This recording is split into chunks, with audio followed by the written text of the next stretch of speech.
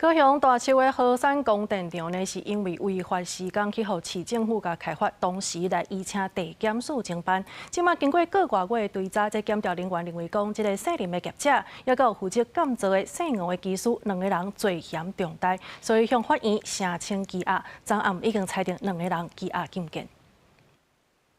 高雄大树河山供电场2期工程6月中，市府下令停工，同时将水土破坏的情形，而且求头地检署侦办。经过个月追查，检调第2日发动敲催，传相关的被告证人到案说明，因为姓林的业者甲姓吴的技师罪嫌重大，而且有交结串供的记录。检控23向法院申请羁押禁见核准，另外有3名员工也分别以10万甲8万交保候团。被告林某、吴某等2人涉犯违反山坡地保育条例及水土保持法第33条，向法院申请羁押禁见获准。本府的一贯立场就是支持严惩严办，后续仍会持续严格监督业者完成2期水保工程改善措施。 恢复直升。业者洪秀亚立场讲日因都听到风声，不过对地方来讲，上要紧的也是这片山坪的安全。进前市府要求业者伫7月23进前，爱把这如甲光光的山坪恢复原貌。不过1个月过去啊，恢复的进度也是真有限。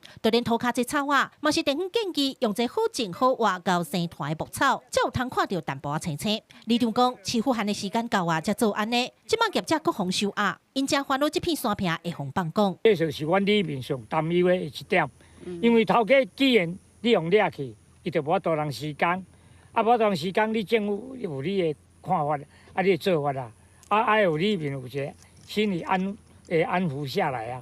水利局表示，因为进前有拄到风台大雨，所以业者有申请将工程延期到8月7日。市府会持续监督业者的进度，确保乡亲的生命财产安全。记者邝亚如、邱朝阳、高雄场报道。